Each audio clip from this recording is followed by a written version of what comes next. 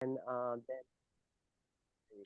Hi, I'm Barbara Bertisi, and I'm coming to you live this year, this brand new year, from a beautiful California. And it's my privilege and honor to have Temple Hayes with me. She's an author, she's a difference maker, and so much more.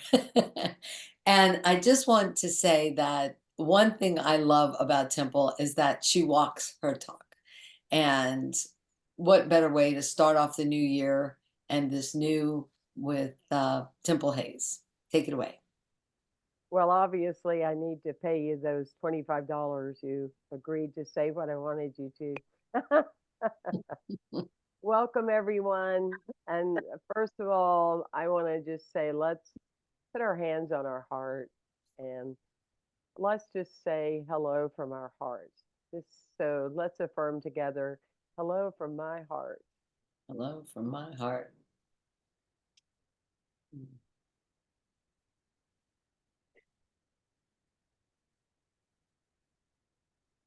So I love the story of the naturalist that visits a chicken farm.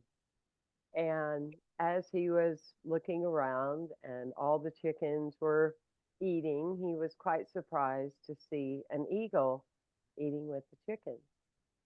And he went to the farmer and he said, "Do you realize that you have an eagle in the midst of chicken?" And he said, "Well, to me, you know, he eats with the chickens and he plays with the chickens, so he's a chicken." And the naturalist said, "Well, may I take him? May I take him out to the mountainside and may I take him just at least out of the fence and see what he will do?" So they go out and the naturalist says, "You are a chicken. You're supposed to be free." And the eagle is kind of taking it all in the moment in whatever way he was. He looked like he was going to flap and fly away, but he turned around and he looked at where he had been and he went back. Well, the naturalist just couldn't get it off his mind. It just really bothered him because of the value of the eagle with the chicken. So he goes to the farmer again and he said, "May I? May I work with him?" And the farmer agrees. So he goes even further away so he can't see nor relate to where he was. And he talks him up about you are an eagle and you are supposed to fly. And all of a sudden the eagle just and flies away. I say that because it's a new year and a new time, and in a way it's well commercialized. I mean, every day is a new year and a new time. Your birthday is a new year, a new time. The decision that you're tired of the flu and you get up out of the bed and you wash your sheets and say, "I'm done with this." Okay, it's a brand new day. We have the capacity within us at any given moment to invoke the brand new, to invoke the freedom of really who we are in our human suits. The tendency, without any kind of focal point, without any kind of naturalist like Barbara saying, "You're supposed to this, you're supposed to do that, this can happen." We have the tendency to go back to what is comfortable and to go back to what is familiar. So let me ask you with just a show of hands. Um, have any of you attempted ever to write with your non dominant hand? Mhm, mhm. Right, exactly. And so, what is that experience like? It's awkward, isn't it? Yeah, frustrating. It's frustrating, it's awkward, vulnerable, it's uncomfortable. Well, you know, we forgot. We nature is kind. We forgot that when we were working with our grandparents or our family and we were learning to write our name with our regular writing hand, it was frustrating, it was uncomfortable, And we had to walk through that experience for a long, long time. I always say it's a good thing that as humans, we're designed to be babies first.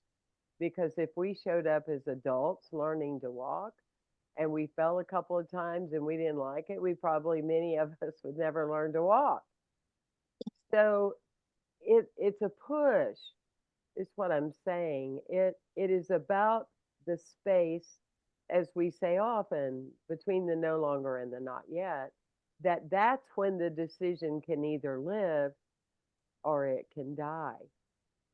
Now, here's the other part about new year, new time, or new ideas coming in, or I want to exercise more, or I want to make new friends. I want to make younger friends.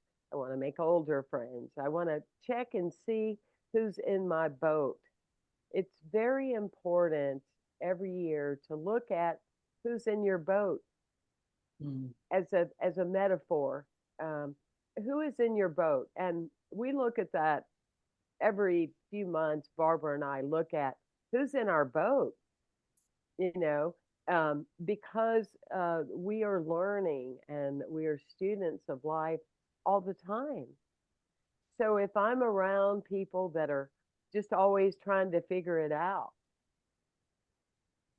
I need to be around some people that already have, meaning they're content with where their life is right now.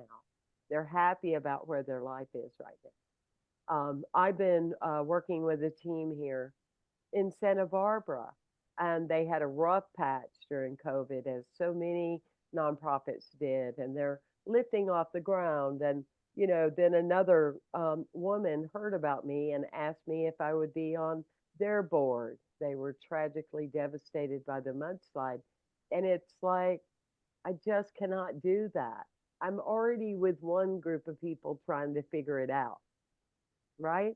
So I need to balance my boat in making sure that at any age, at any age, we are seeking for a more balanced experience.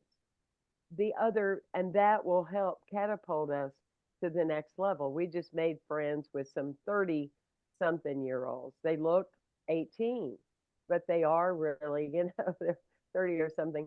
And people will say, we justify, well, you don't understand and you don't know and, whatever. The core is always the same. The core is we are human beings, and the core is at any given level is the same dynamics that inspire us or stop us. So Mm. whatever the condition is, whatever the circumstance, whatever the situation, we will either be inspired with fire out of it, or we will return to not only where we were, but often less than, because see, now we know better. Now we know better. Mm. The other thing that's important about new year, new time is the energy in which you're taking into this new situation.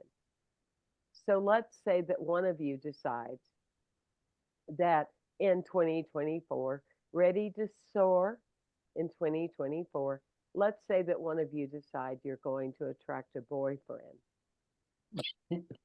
Sorry. Okay, I just feel that coming on from somebody. So let's say that that's what I mean. He's hot, he's fun, you know, yay. Okay. And let's say that that's your decision and that's what you hold. I'm attracting the right individual in my life at this particular time with who I am today. New year, new day, new time, right? What is it that people do? The head talk, the critic, the words start saying immediately when you're just into your joy, oh, I'm going to attract this handsome, wealthy, world traveled man in my life. Give me a half a second, because then I'm going to say, well, the last relationship I had, I swore to myself that I would never have anybody in my life again. It's too much trouble. And I don't really know how to do this. And I don't know. Maybe I'm not meant to be a couple. I don't know. My daughter says that I'm a very difficult person to work with. And maybe she's right. So I took the new me, the eagle, and I put it right back in the chicken pen. Coop. Mhm. I went right back. And so what's going to happen when you do attract that new man? Oh yeah, it's going to be the same as the past because 80% of the energy is going to what happened that you don't want to happen again versus what you are seeking now. Do you make that connection with yourself?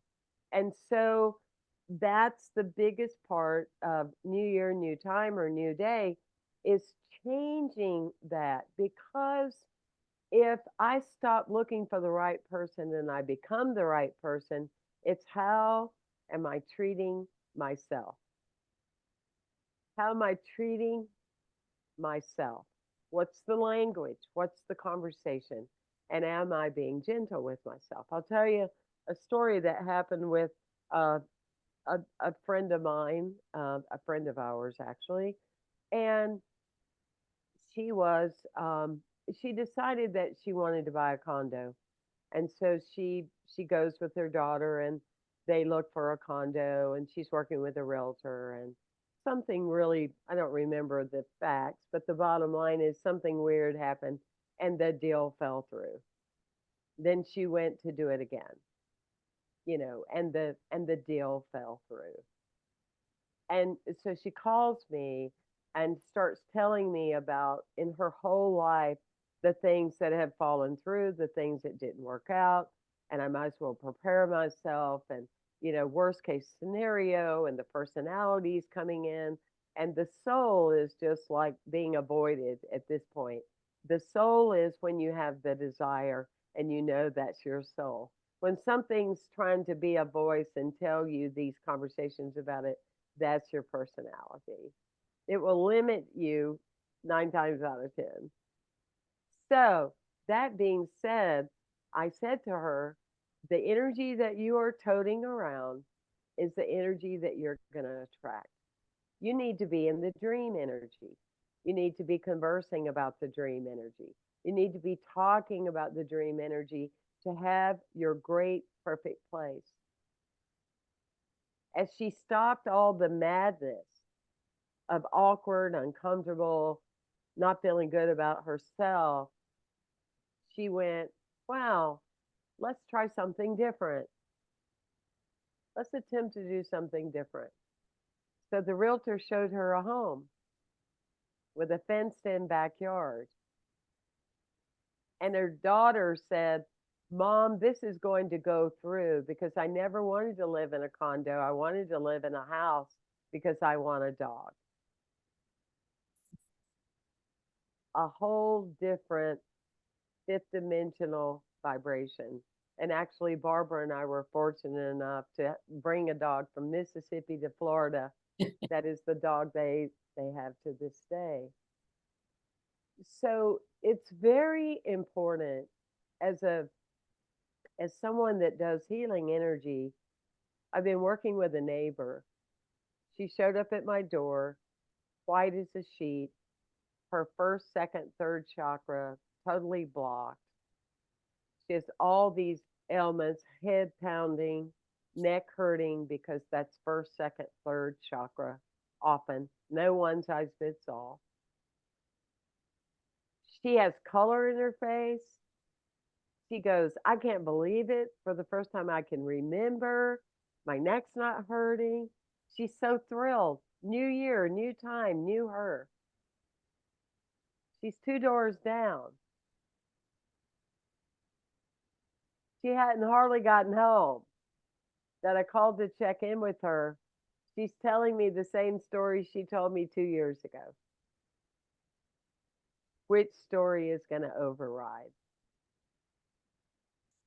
The story that's going to override is the one that's been there the longest. And keep in mind, if that was the story that you wanted as an eagle, you would already have it. So, this, my friends, as I'm talking to me too, it's a practice. It's a practice. And that's why these calls are so important. That's why they're so necessary because you remember, you tune in, you check in, you identify, you make a connection. And that's my blessing to you on this January 4th day. Thank you for giving me the time to be with you. Thank you. Thank you. This is awesome.